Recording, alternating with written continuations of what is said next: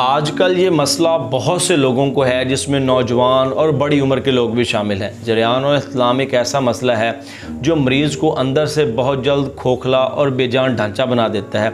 जरेयान इख्तिलाम की वजह से जिस्म में कमज़ोरी, हाथ पाँव बेजान हो जाते हैं, चेहरा मुरझा जाता है, किसी काम को दिल नहीं करता, सुस्ती, बेचैनी, बात बात पर गुस्सा आना, चिड़चिड़ापन और नींद ना आने के मसाइल शुरू हो जाते हैं। और बहुत से लोग दवाइयाँ इस्तेमाल करने के बावजूद ठीक नहीं होते।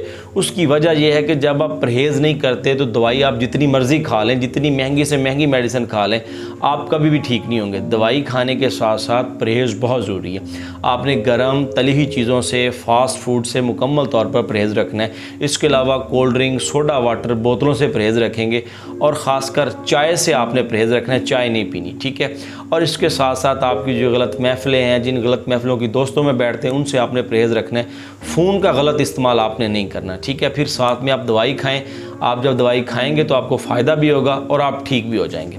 और आपने क्या दवाई इस्तेमाल करनी है, इससे पहले मेरी आपसे गुजारिश है कि मेरे YouTube चैनल का लिंक इस वीडियो के डिस्क्रिप्शन और पेज की बायो में मौजूद है।